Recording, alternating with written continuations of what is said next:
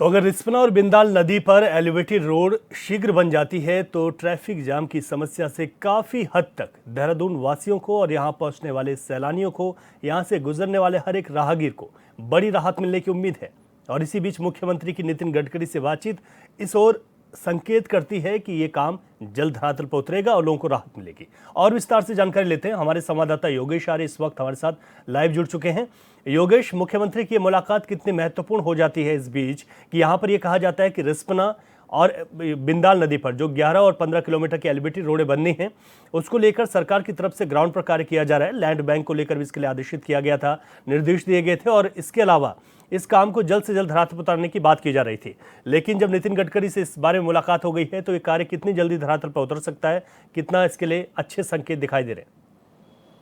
हाँ देखिए, बिल्कुल रवि, जिस तरह देखा जाए कि मुख्यमंत्री पुष्कर सिंह धामी दिल्ली दौरे पर हैं, वहाँ पर उन्होंने केंद्रीय परिवहन सड़क मंत्री जो है नितिन गडकरी से मुलाकात की है और उससे मुलाकात का कई मायने निकाले जा रहे हैं, क्योंकि जिस तरीके से लंबे समय से कई योजनाओं को लेकर बात चल रही थी और ये कहा जा रहा था कि बिंदाल नदी और रिस्पना पर जो है एलिवेटेड रोड बनती है तो निश्चित तौर पर जाम की स्थिति से काफ़ी निपटा जाएगा।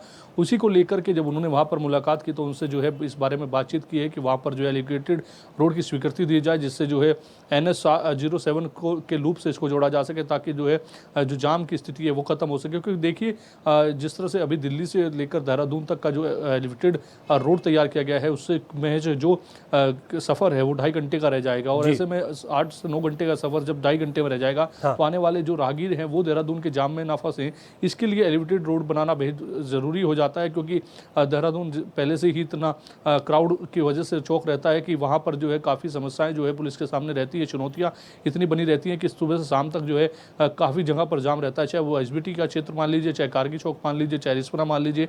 इससे अलग कई ऐसे इलाके हैं जहाँ पर जो है हम देखते हैं कि दिन भर जो है जाम की स्थिति बनी रहती है। तो इसको लेकर के कहीं ना कहीं जिस तरह से बिंदाल नदी और जो है रिस्पना पर जो है एलिवेटेड रोड बनाने की प्रस्ताव रखा गया है, उस पर स्वीकृति मांगी गई है, तो बिल्कुल निश्चित तौर पर आने वाले वक्त में दोनों एलिवेटेड रोड बनने से जो है निश्चित तौर पर जाम की स्थिति से काफ़ी निपटा जाएगा। इसके साथ साथ जो बाहर से आने वाले राहगीर हैं, अगर वो बाहर निकलना चाहेंगे तो वो एलिवेटेड रोड का सहारा लेते हुए वो भी निकल जाएंगे और उनको काफ़ी जाम की स्थिति में फंसना भी नहीं पड़ेगा और आसानी से वो बाहर देहरादून क्रॉस कर पाएंगे। तो इसीलिए उन्होंने वहाँ पर मुलाकात की थी। इसके साथ साथ मानसखंड को लेकर 508 के जो रोड है उसको लेकर के बातचीत की थी। उन्होंने कहा था कि 508 किलोमीटर लंबी जो 20 सड़कें हैं उन पर भी जो है सहमति की मांगी गई थी, उनसे भी स्वीकृति मांगी थी कि इन पर भी स्वीकृति मिल जाए ताकि आने वाले वक्त में इसका भी कभी लाभ मिल सके जनता को। तो निश्चित तौर पर जिस तरह देखा जाए कि जो मुलाकात है बेहद महत्वपूर्ण है और ऐसे में जिस तरह से स्वीकृति की मांग की गई है, इन पर विचार होकर जो स्वीकृति मिलेगी तो निश्चित तौर पर जो है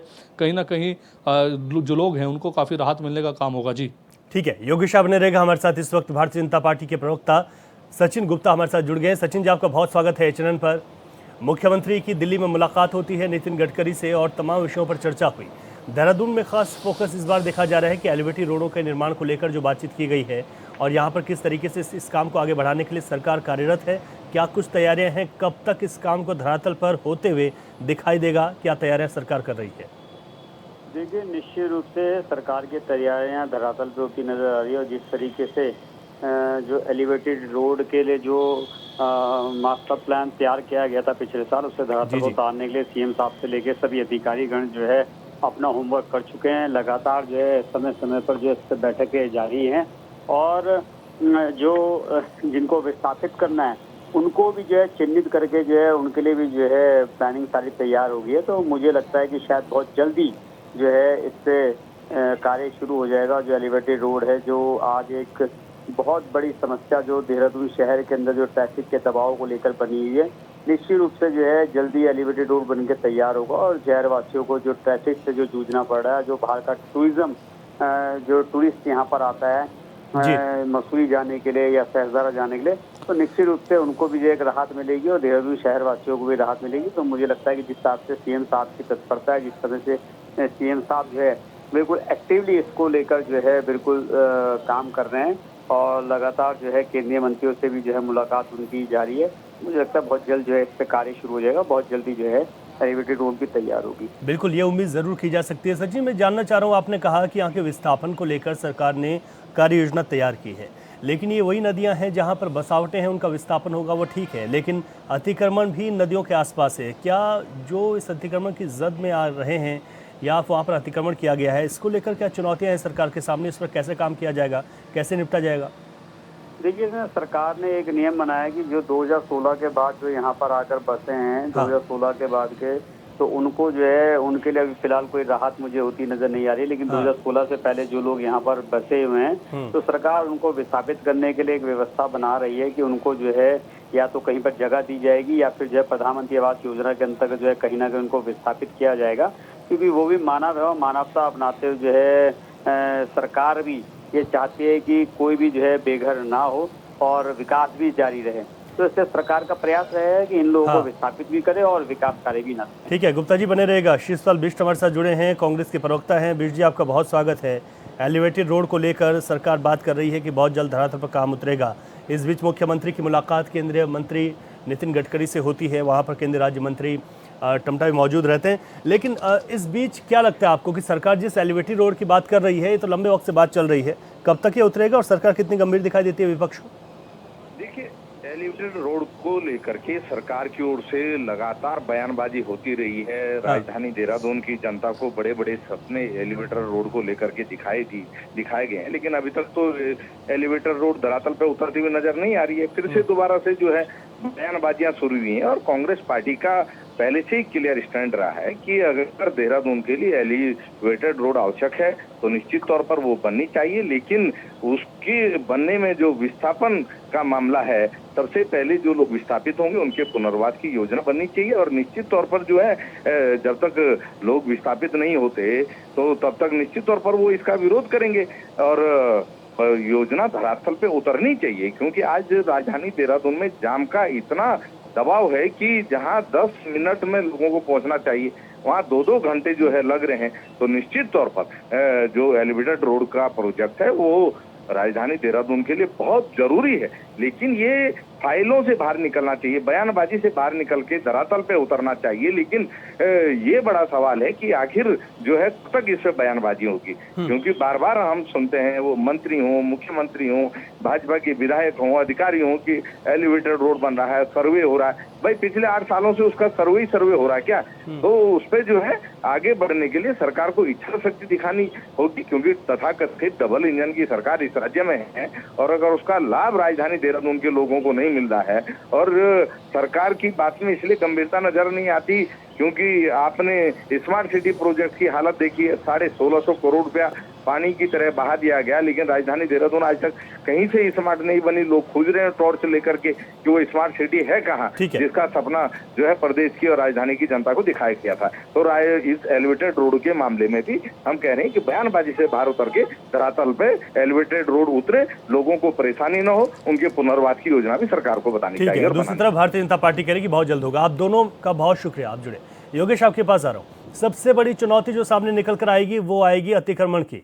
हालांकि बीजेपी के प्रवक्ता ने कहा कि अभी वो ये कह सकते हैं कि 2016 के बाद जो अतिक्रमण किया गया उनको कोई राहत नहीं, 2016 से पहले जो वहां पर है उन लोगों का विस्थापन किया जा सकता है। ये चुनौती कितनी बड़ी सरकार के सामने आप देखते हैं? देखिए बिल्कुल रवि, जिस तरह से ये कहा गया है कि उन्हें कोई राहत नहीं मिलेगी, तो बिल्कुल ये बहुत बड़ी चुनौती निकलकर सामने आएगी, क्योंकि 2016 के बाद से हुए अतिक्रमण को लेकर हाई कोर्ट ने भी सरकार से जवाब मांगा था। इसके साथ साथ एनजीटी बार बार लगातार कह रही थी कि वहाँ पर जो है लगातार अतिक्रमण हो रहा है। आने वाले वक्त में जिस तरह से हमने देखा कि अभी हाल में जो है मानसून से पहले ही की जो बारिश थी, इस दौरान जो है कई नदियाँ ऐसी दिखी जो काफ़ी लंबे वक्त तक शांत थी, लेकिन उन्होंने विकराल रूप धारण किया, कहीं पानी उसमें देखने को मिला। तो ऐसे में अगर बिंदाल और इसमें पानी आता है तो उनके लिए काफ़ी समस्याएं पैदा हो जाएंगी। इसके साथ साथ जिस तरह से ये कहा जा रहा है कि 2016 से पहले वालों को राहत मिलेगी और 2016 के बाद के लोगों को राहत नहीं मिलेगी, तो जब वहां पर इस तरह से अतिक्रमण को हटाने के लिए टीम पहुंचेगी तो उनके सामने काफी विरोधाभास देखने को मिल सकता है। और ये बहुत बड़ी चुनौती होगी उस वक्त उन लोगों को विस्थापित करने के दौरान कि आखिरकार जब लोग विरोधाभास करेंगे, लोग उनके सामने जो है उनके खिलाफ खड़े होंगे, तो निश्चित तौर पर एक बहुत बड़ी चुनौती हो जाएगी उन लोगों को समझाना, उन लोगों को ये बताना कि आखिरकार 2016 के बाद जो आपने किया ये अतिक्रमण है। लेकिन जिस तरह से लगातार जो हाईकोर्ट है वो चेताने का काम कर रहा था, उस दौरान ना तो सरकार ने इस और ध्यान दिया और यही कारण था कि लगातार जो है अब ये बिल्कुल ठीक कह रहे हैं आप योगेश, बिल्कुल ठीक कह रहे हैं। चुनौती है, सरकार को इससे पार पाना है। शुक्रिया आपका। अब बात करते हैं आज की दूसरी बड़ी खबर की। 22 अप्रैल को जम्मू कश्मीर के पहलगाम में हुए आतंकी हमले के बाद पाकिस्तान में घुसकर सेना के जवानों ने ऑपरेशन सिंदूर को अंजाम दिया, जिसमें 100 से ज्यादा आतंकी मारे गए। लिहाजा सेना की पूरी देश यहाँ पर सेना पर गर्व महसूस कर रहे हैं। उत्तराखंड की राजधानी देहरादून में कांग्रेस ने तिरंगा यात्रा निकाल सेना का हौसला अफजाई की है। इस रिपोर्ट में देखें।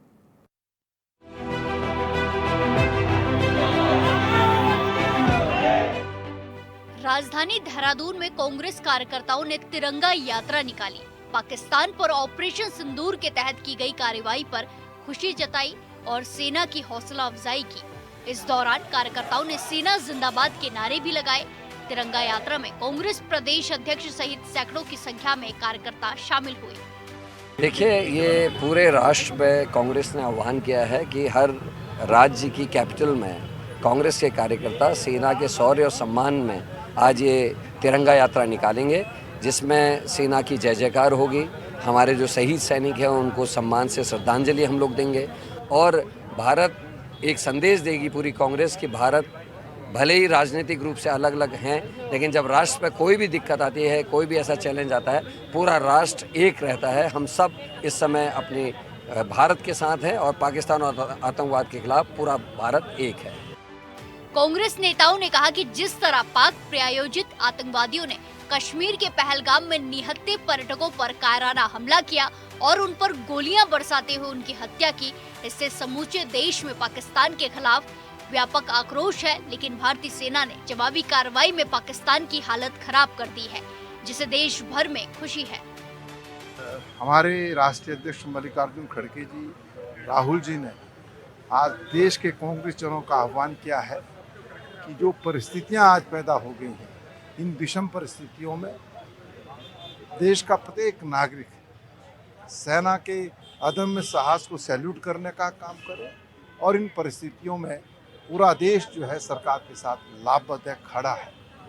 और मैं समझता हूँ कि भारत की सेना ने जो अदम्य साहस दिखाया है, पाकिस्तान में घुस करके आतंकवादियों की शिविरों को नष्ट करने का काम किया है और पाकिस्तान ने जिस तरीके से निहत्थे भारतीय लोगों पर गोलाबारी करने का काम किया है, उसका माकूल जवाब जो है हमारी तीनों ही सेनाओं ने देने का काम किया है।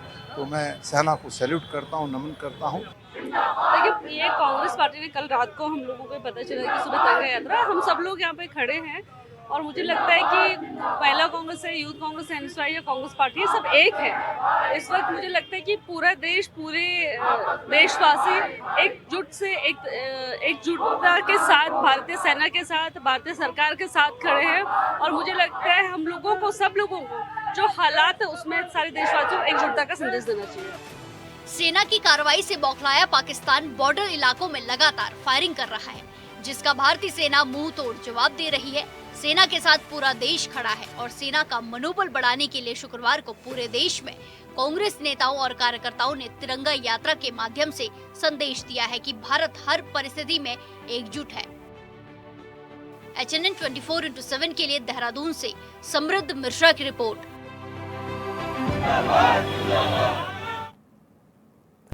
तो कांग्रेस ने ये रैली निकाली और अपने वीर सैनिकों के शौर्य और पराक्रम को यहाँ पर दर्शाया। उन्होंने कहा कि इस वक्त पूरा देश एकजुट है। हमारे संवाददाता इस वक्त हमारे साथ जुड़ गए हैं समृद्ध मिश्रा। समृद्ध, यहाँ पर कांग्रेस की इस रैली को किस तरह आज देखा जा सकता है और देश में जब भी इस तरीके के तनावपूर्ण माहौल बना, मौजूदा वक्त में जो स्थिति ऐसे माहौल बने हैं, तो देश ने एकजुटता का परिचय दिया जो आज भी दे रहा है। विपक्ष का और क्या कुछ कहना है? देखिए रवि, जिस तरीके से हमने आज देखा कांग्रेस की ओर से जो आज तिरंगा रैली आयोजित करी गई, कांग्रेस भवन जो मुख्यालय आज प्रदेश का, वहाँ से जो है रैली को निकाला गया। उसके बाद देखिए जो देहरादून स्थित पलटन बाजार है, वहाँ पर पहले सुभाष चंद्र बोस और उसके बाद जो डॉक्टर भीमराव अम्बेडकर हैं, उन दोनों की प्रतिमाओं को सम्मानित करा गया। फूलों से और मालाओं से पुष्प वर्षा उनके ऊपर करी गई कांग्रेस के कार्यकर्ताओं द्वारा। और देखिए कांग्रेस के जो प्रदेश अध्यक्ष हैं करण महारा, उनका साफ तौर पे ये कहना था कि देखिए भले ही राजनीतिक मतभेद हमारे साथ हों बीजेपी के साथ, लेकिन जब बात राष्ट्र हित की आती है और खासतौर पर सुरक्षा की बात आती है तो हम एक साथ खड़े हैं और आगे भी अगर कोई इस तरीके की तनावपूर्ण स्थिति होती है तो उसमें कांग्रेस लगातार सरकार का और भारतीय सेना का समर्थन करते हुए नजर आ रही है। ठीक है, आपने कहा कि इस वक्त कांग्रेस को अगर देखें तो मुख्य विपक्षी दल है देश में और यहाँ पर समर्थन करते हुए भी दिखाई दे रहे हैं और इस रैली के माध्यम से एक संदेश भी दिया है कि इस वक्त हम सब लोग एक हैं। ये जो एकजुटता दिखाती है, इस एकजुटता के सामने अगर बात करें तो पाकिस्तान की जो नापाक हरकतें हैं जिस तरीके से यहाँ पर किया गया, इस बार देश जो एकजुट होकर आगे बढ़ रहा है, ऐसे में क्या संदेश देखते हैं समृद्ध आप की, और कितनी आवश्यकता भी इसकी इस दौरान महसूस होती है? बिल्कुल, देखिए किसी भी देश में अगर युद्ध जैसी स्थिति होती है और जिस तरीके से हम देख रहे हैं लगातार किस तरीके से पाकिस्तान सीज़ फायर का उल्लंघन कर रहा है, लगातार हमले करे जा रहा है, और जो भी हमारे बॉर्डरिंग स्टेट्स हैं, जो भी सीमावर्ती इलाके हैं, खासतौर पे जो अगर राजस्थान की, गुजरात की या पंजाब की बात करी जाए, जम्मू कश्मीर की बात करी जाए, यहाँ लगातार सीज़ फायर का उल्लंघन पाकिस्तान कर रहा है। ऐसे में किसी भी देश के लिए बहुत ज़रूरी हो जाता है कि आपसी एकता होना बहुत ज़रूरी है। इसलिए सरकार भी लगातार ये प्रयास कर रही है कि देखें मॉक ड्रिल्स के ज़रिए और ब्लैकआउट के ज़रिए कि किस तरीके से तालमेल बिठा सके जनता के बीच में, कि अगर ऐसी कोई स्थिति आती है तो उसमें एकजुट रहा जा सके। और कांग्रेस लगातार इस चीज़ का प्रयास कर रही है कि देखिए एकजुट रहने के लिए ये बहुत ज़रूरी है कि हम आपसी मतभेद को बुलाकर राष्ट्र हित में जो बातें हो रही हैं उनका कहीं ना कहीं समर्थन करें। बिल्कुल ठीक है आपने समृद्ध, बहुत शुक्रिया आपका जानकारी के लिए। और अब बात करते हैं आज की तीसरी बड़ी खबर की। उत्तराखंड में पिछले कुछ दिनों से मौसम का मिजाज बदला हुआ है, लिहाजा राजधानी सहित कई जिलों में झमाझम बारिश के बाद लोगों को गर्मी से राहत तो मिली, लेकिन पहाड़ों में फसलों को नुकसान के साथ ही जनजीवन पर भी भारी असर पड़ा है। इस रिपोर्ट में देखें।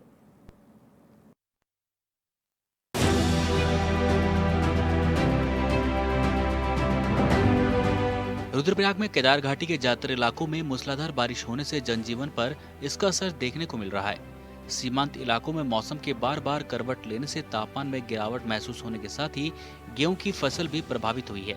इसके अलावा तुंगनाथ मंदिर रूट में भी बारिश होने से यात्रा पर उसका खासा प्रभाव दिखाई दे रहा है।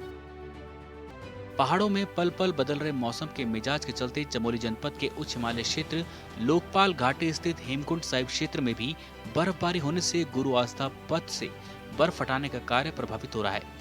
श्री हेमकुंड साहिब गुरुद्वारा प्रबंधन कमेटी के सीनियर मैनेजर सरदार सेवा सिंह ने जानकारी देते हुए बताया कि विषम परिस्थितियों के बीच भी भारतीय सेना के जवानों का जोश हाई है। हेमकुंड साहिब के आस्था पथ के 12 बैंडों में से 4 बैंडों से सेना की टीम ने बर्फ हटा दी है। साथ ही अटलाकोटी से हेमकुंड साहिब तक के सीढ़ियों वाले पैदल पथ को भी फिलहाल खोल दिया गया है। हेमकुंड साहिब गुरुद्वारा के लंगर हॉल और चौंगिरदा क्षेत्र में बर्फ भी हटा दी गई है। बता दें कि इस बार 25 मई को हेमकुंड साहिब जी के कपाट खुल रहे हैं, लिहाजा रास्तों में बर्फ हटाने का काम किया जा रहा है। इधर मानसून सीजन की शुरुआत के पहले हरिद्वार में जिला प्रशासन तैयारी में जुट गया है। डीएम कमरेंद्र सिंह ने आपदा प्रबंधन और अन्य विभागों के साथ मीटिंग करते हुए मानसून सीजन के लिए गंगा तटीय इलाकों पर बनाए जाने वाली बाढ़ चौकियों को सक्रिय करने के निर्देश दिए। साथ ही बारिश के दिनों में जल भराव और अन्य संवेदनशील हिस्सों में विशेष सावधानी बरतने के निर्देश दिए। डीएम ने जानकारी दी कि लक्ष्य क्षेत्र में बाढ़ जैसी स्थिति में राहत बचाव कार्य के लिए आपदा मित्रों की ट्रेनिंग भी की जा रही है। सभी संबंधित विभागों के साथ वार्ता की गई है और जहाँ जहाँ भी जनपद में आवश्यकता है, जो भी आपदा की दृष्टि से उन सभी चीज़ों को एक्टिवेट किया जा रहा है। उसी के अंतर्गत हमारी बाढ़ चौकियाँ भी हैं, हमारे जो ड्रोन्स हमारे पास हैं वो भी हैं, उसके अलावा जो हमारा SDRF NDRF है उनका स्टेशनिंग है, ये सारी चीज़ें हैं उसके अंदर। उन सभी चीज़ों को एक्टिवेट किया जा रहा है। बाकी हमारे जो आपदा मित्र हैं उनको सेंसिटाइज किया जा रहा है, उनकी ट्रेनिंग्स भी हमारी चल रही हैं। चूँकि लक्सर क्षेत्र में बाढ़ ज़्यादा आती है तो लगातार पिछले 5-6 महीने से हम लोग लक्सर क्षेत्र के लिए सभी आपदा मित्रों की ट्रेनिंग कर रहे हैं, ताकि वहाँ कोई भी अपनी स्थिति पैदा होती है तो उससे निपटा जा सके। देहरादून मौसम विभाग ने कहा कि 11 मई तक राज्य के कई जिलों में हल्की बारिश तो कहीं मध्य बारिश होगी। इसे लेकर येलो अलर्ट जारी किया गया है और चारधाम यात्रियों से अपील की गई है कि मौसम बिगड़ने पर सावधानी बरतें।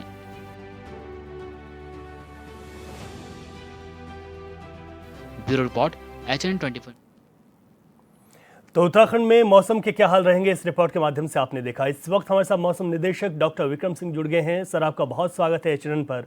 मैं ये जानना चाह रहा हूँ आपसे अपने दर्शकों के लिए कि आने वाले दिनों में मौसम का क्या मिजाज रहने वाला है और खासतौर पर चारधाम यात्रा को लेकर किस तरीके से मौसम का पूर्वानुमान जारी किया गया है उत्तराखंड में। बिल्कुल, अभी 2 से 3 दिन की अगर बात करें, आज 9 तारीख है और 11 तारीख तक, ये 3 दिन के लिए अगर बात करें 11 तक के लिए, तो हल्की मध्यम तक की जो रेन थंडरस्टॉर्म एक्टिविटी कुछ जगहों में वो मिलेगी। तो चारधाम लोकेशंस में मिलेंगी और भी हमारे जो हिल्स में डिस्ट्रिक्ट है उनमें भी वो रहेगी एक्टिविटी जी। तो उसके बाद लेकिन हाँ एक्टिविटी कम हो जाएगी। तो 12 से आगे तो आप कह सकते हैं कि ज्यादातर मौसम ठीक रहेगा। छोट-मोट एक्टिविटी होती तो उसका कोई दिक्कत वाली बात होगी नहीं जी। अभी देखते हैं कि थंडरस्टॉर्म हो रहा है तो कहीं ना कहीं जो उसमें तेज हवाएं या ओलावृष्टि ऐसी भी चीजें देखने को मिल रही है। तो छुटपुट ऐसा भी जो है आपका जो अंदर के डिस्ट्रिक्ट है जी। इस चीज की संभावना है, या हिल्स में भी एका दुका जैसे देहरादून है या टेरी पौड़ी डिस्ट्रिक्ट है, तो ये चीजें दिख रही हैं। तो इसमें थोड़ी सावधानी रखनी, जिस समय थंडरस्टॉर्म एक्टिविटी हो रही है जी। तो उस समय चाहिए लोगों की थोड़ी देर इंतजार करें सेफ जगह पे। जब वो एक्टिविटी खत्म हो रही तो उसके बाद आप आगे बढ़ सकते हैं। दूसरा चीज है यही कि इंटेंस शावर कभी कभी मिलने से गाढ़ गदेरे में पानी बढ़ जाता है, तो ऐसी जगह लोग थोड़ा खड़े ना हो जी। बाकी कोई दिक्कत नहीं है, जा सकते हैं, कोई बहुत ज्यादा बारिश नहीं है। तो ये मैं कहना चाहूँगा। ठीक है, ये तो अच्छी बात है सर, राहत वाली बात है। मैं सर ये जानना चाह रहा हूँ कि इस बार क्या मौसम, जैसे हम देख रहे हैं कि मई के महीने में या अप्रैल के लास्ट में ही बारिश आनी शुरू हुई, तो क्या कुछ बदलाव इस वर्ष देखने को मिल रहा है? नहीं, देखिए ओवरऑल रेन की अगर बात करूं तो अभी तक मेरे को, अगर सीजन की करें, इस मंथ की करें, मंथ में तो चलो अभी केवल हमारे 7-8 डेज हुए हैं। आगे अब एक्टिविटी कम हो जाएगी 12 से, जैसे मैंने बोला है जी। तो ओवरऑल महीने की जो अगर बात करेंगे तो अभी बहुत ज्यादा नहीं है, अभी तो ज्यादा है, लेकिन बाद में वो एवरेज में आ जाएगी है। और सीजन का देखें तो विद इन नॉर्मल है, तो होती है मई में शुरुआत हो जाती है, रेन तो हमको मिलनी शुरू हो जाती है जी। हाँ, कुछ ईयर्स ऐसे जरूर होते हैं कि जो कम बारिश मिलती है तो गर्म रहता है जी। तो इस बार मैं कहूँगा कि नॉर्मल के आसपास सीजन ज्यादा इस सीजन में अभी तक की अगर देखें पूरे सीजन की जी। बहुत शुक्रिया सर HNN से जुड़ने के लिए, और अपनी बात आपने रखी और मौसम के हाल बताया। 3 बड़ी खबरों में अभी के लिए इतना ही। खबरों से अपडेट रहें और देखते रहे HNN 24/7। इजाजत दीजिए, नमस्कार।